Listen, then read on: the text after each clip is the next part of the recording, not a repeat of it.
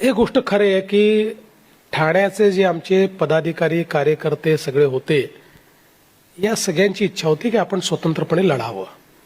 कारण शेवटी बघा, ही जी निवडणूक आहे ही एक प्रकारे 10 वर्षानंतर आलेली निवडणूक आहे. प्रत्येक जी निवडणूक असते त्या निवडणुकीनंतर एक पिढी तयार होते. 17च्या निवडणुकीनंतर एक पिढी तयार झाली. 22च्या निवडणुकीकरता, पण 22ला निवडणूकच झाली नाही. 22च्या नंतर एक अजून पिढी तयार झाली. त्यामुळे 2 पिढ्या एकत्रितपणे निवडणुकीला सामोऱ्या चालल्यात प्रत्येक पक्षामध्ये. आणि मग अशा परिस्थितीमध्ये आपण जर या ठिकाणी युती केली तर आपल्या कार्यकर्त्यांना न्याय देता येणार नाही, त्यांना लढवता येणार नाही. आणि शेवटी आज भारतीय जनता पक्ष हा एक प्रमुख पक्ष आहे. ठाण्यामध्येही वर्षानुवर्ष या ठिकाणी शिवसेना आम्ही युतीत लढलो. ठाण्यामध्ये शिवसेना एक बलशाली पक्ष म्हणून त्या ठिकाणी राहिला. पण आमच्या लोकांना असं वाटत होतं की आपली शक्ती आता वाढलेली आहे, आपण जास्त नगरसेवक आणू शकतो, त्यामुळे आपण या ठिकाणी स्वतंत्रपणे लढलं पाहिजे.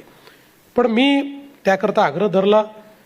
आमचे अध्यक्ष रवी चव्हाणजी यांनी देखील आग्रह धरला आणि आम्ही सगळ्यांनी सांगितलं की आपण असं आहे की आता या नवीन परिस्थितीमध्ये ज्यावेळी जी काही बाळासाहेबांची शिवसेना आहे, ही शिवसेना आणि त्याचं नेतृत्व हे शिंदे साहेबांकडे आलेलं आहे, ती शिवसेना ते चालवत आहेत. अशा परिस्थितीमध्ये आपण केवळ या छोट्या कारणाकरता वेगळे लढलो तरी सत्ता आली असती, पण त्यातनं कुठेतरी आपली मनं दुखावतील, त्यातनं कुठेतरी म्हणजे आज ठाण्यासारख्या शहरामध्ये जे बाळासाहेबांचं आवडतं शहर होतं, या शहरामध्ये अशा पद्धतीचं वाद विवाद सगळं होणं हे काही योग्य नाही आहे. त्यामुळे आवश्यकता पडली तर आपण थोडी पडती बाजू घेऊ, कमी जागा आपण घेऊ, पण आपण अलायन्समध्ये लढू. आणि मी आमच्या इथल्या टीमचे आभार मानेन की मी सांगितल्यानंतर आणि रवीजींनी सांगितल्यानंतर त्यांनी त्याला मान्यता दिली.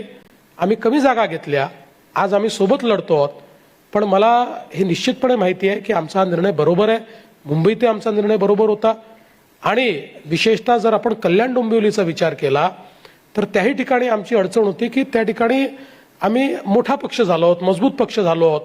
त्या ठिकाणी ज्यावेळेस वाटपाची वेळ आली, सीट वाटपाची, तर आम्हाला अधिक सीटा हव्या होत्या, कारण आमचं मत असं होतं की आम्ही आता मोठा पक्ष आहोत. पण मागच्या निवडणुकीमध्ये शिवसेनेचे जास्त लोक निवडून आले होते, नंतर काही लोक त्यांनी घेतले होते.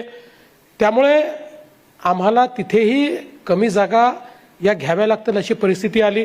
अर्थात रवीजी स्वतःच तिथले असल्यामुळे रवीजींनी सगळ्यांना समजावून सांगितलं आणि आम्ही पडती बाजू घेतली. आम्ही म्हटलं की एखादी सीट येते, नाही येत, सगळ्या सीटा काय आपल्या निवडून येत नाहीत, त्यामुळे केवळ 5-10 सीटा जास्त निवडून आणायच्या आहेत.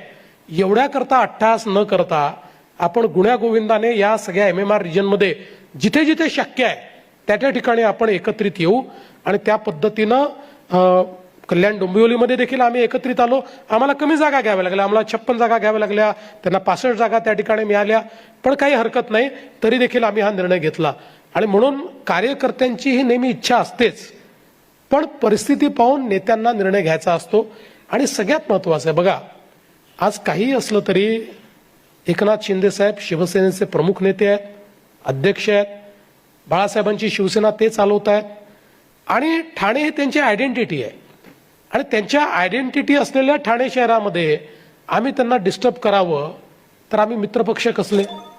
आणि म्हणून आम्ही हा निर्णय घेतला की नाही, शिंदे साहेब म्हणतील त्या हिशोबाने आम्ही निर्णय करू. आमच्या लोकांना समजवलं, आमच्या लोकांनी समजूतदारपणा दाखवला आणि सगळं नीट झालं.